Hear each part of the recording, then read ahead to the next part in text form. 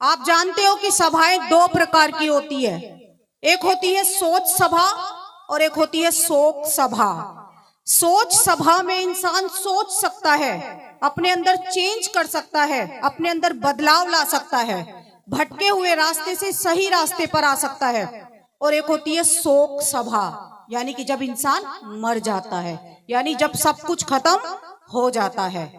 तो अब हमारे पास मौका है, चांस है कि कैसे हम भटके हुए रास्ते से सही रास्ते पर आकर अपने जीवन को बेहतर बना सकते हैं। तो ये जो सभा है, ये कौन सी सभा है?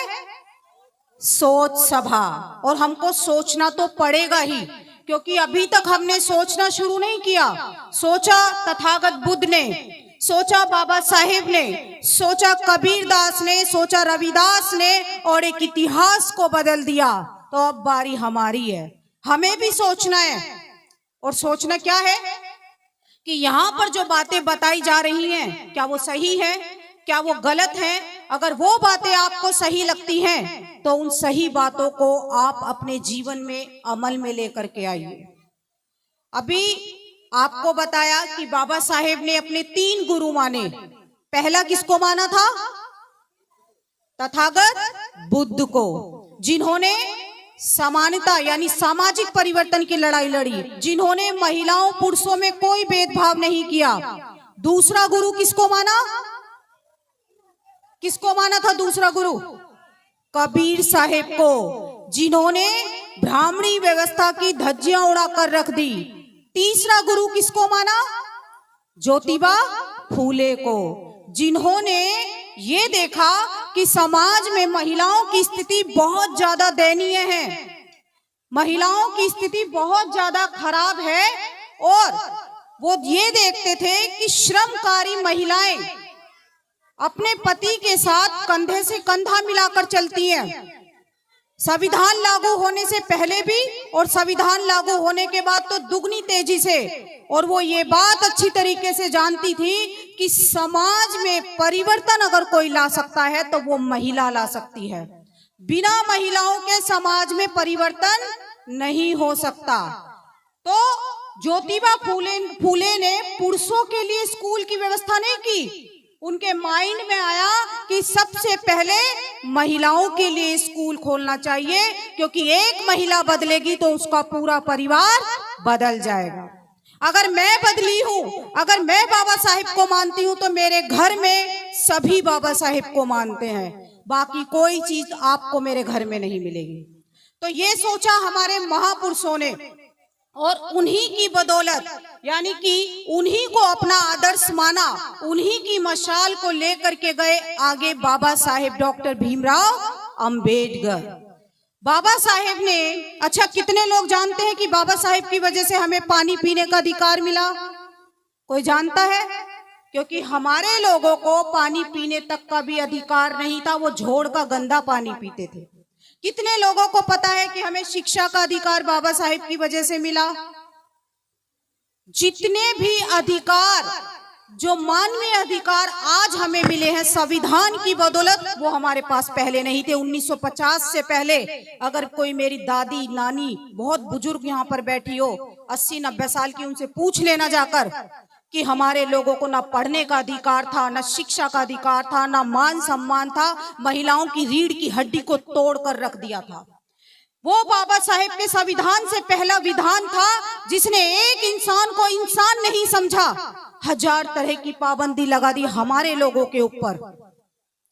और उसके बाद अभी क्या गया है? 26 जनवरी। 26 जनवरी को क्या हुआ था? संविधान किसने बनाया? बाबा साहेब ने। और संविधान लागू हुए कितना समय हो गया? 75 साल। उस संविधान में बाबा साहेब ने सबको एक समान कर दिया, सबको पढ़ने का अधिकार दिया, सबको संपत्ति रखने का अधिकार दिया, सबको शिक्षा का अधिकार दिया, सबको नौकरी का अधिकार दिया, और महिलाओं को तमाम अधिकार दिए जिन अधिकार से उनको वंचित किया हुआ था। तो कौन सा संविधान अच्छा था? बाबा साहेब के संविधान से पहले वाला या बाद वाला? कौन से वाला? बाद वाला। कितने लोग मानते हैं कि बाद वाला संविधान अच्छा था जो बाबा साहेब ने बनाया? हाथ खड़ा करिए। हाँ, तो 26 जनवरी 1950 को वो लागू हो गया। उस संविधान में हमें सारे अधिकार दिए जो अधिकार हमारे लोगों के पास पहले नहीं था। उसमें दिया शिक्षा का अधिकार, क्योंकि हमारे लोगों को पहले शिक्षा का अधिकार नहीं था। और बहन बेटियों को तो सोच लीजिए कि बहुत दूर की बात थी। जिन महिलाओं को घर से दहलीज पार करने की इजाजत नहीं थी, इतने लंबे घूंघट में होती थी, और शिक्षा वो ग्रहण कर ले, कोई सपने में भी नहीं सोच सकता। लेकिन बाबा साहेब ने संविधान में महिलाओं को और पुरुषों को बराबरी का अधिकार दिया और कहा कि अब मेरे समाज की बहन बेटियां भी शिक्षा ग्रहण कर सकती हैं। संविधान के आर्टिकल 45 में हमको शिक्षा का राइट मिला। आज जो भारत की प्रत्येक महिला पढ़ पा रही है, वो किसकी वजह से पढ़ पा रही है? बाबा साहेब तो लिखित रूप में हमको संविधान दे करके गए, लेकिन उससे पहले जो क्रांति की वो ज्योतिबा फूले और सावित्रीबाई फूले ने की। उन्हीं की वजह से भारत की प्रत्येक महिला पढ़ पा रही है। तो शिक्षा की देवी कौन हुई? सावित्रीबाई फूले। और भारत की पहली महिला शिक्षिका थी, कोई सरस्वती नहीं थी शिक्षा की देवी। हमें स्कूलों में पढ़ाया जाता है ना, क्या पढ़ाया जाता है कि शिक्षा की देवी कौन है? सरस्वती बताया जाता है ना स्कूलों में। शिक्षा की देवी सरस्वती नहीं है, सावित्रीबाई फूले है, और भारत की पहली महिला शिक्षिका है। और मुस्लिम समुदाय की पहली महिला शिक्षिका माता फातिमा शेख है। जब सावित्रीबाई फूले के साथ माता फातिमा शेख खड़ी हो जाती है तो महिलाओं के लिए शिक्षा के द्वार खुल जाते हैं।